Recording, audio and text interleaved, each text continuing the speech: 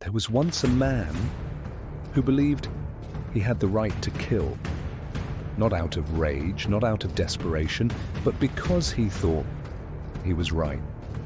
What if a single idea, just one, could make you believe that anything is justified? In Crime and Punishment by Russian author Fyodor Dostoevsky, we meet Rodion Raskolnikov, a former student, brilliant but broken. He lives in a cramped room, cut off from the world, consumed by thought, by theory, by something darker, because Raskolnikov isn't just struggling with poverty, he's obsessed with an idea. He believes humanity is divided into two kinds of people, the ordinary and the extraordinary. Ordinary people live quietly, they follow rules, they obey, but extraordinary people, those who shape history, don't play by those rules. They break them, they step over moral boundaries, not because they're evil, but because they have a greater purpose. Men like Napoleon, men who caused suffering, yet changed the world. And so Raskolnikov asks himself, if they had the right, why don't I?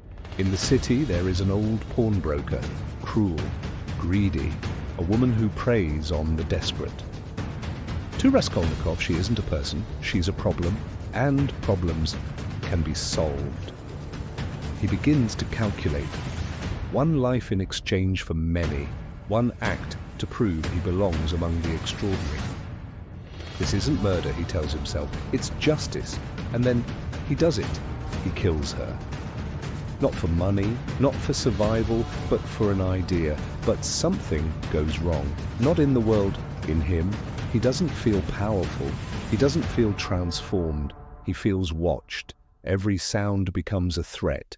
Every silence, an accusation. His mind begins to fracture. The idea that once made him feel superior now isolates him completely. It echoes in the ideas of Friedrich Nietzsche, a German philosopher who argued that morality isn't absolute, that good and evil are human creations. But Dostoevsky asks a deeper question. Even if morality is flexible, can the human mind survive without it? Raskolnikov thought he could step beyond morality, but instead he falls beneath it. Guilt follows him everywhere, not as punishment from the world, but from within. In the end, he confesses, not because he's caught, but because he can't live with himself anymore.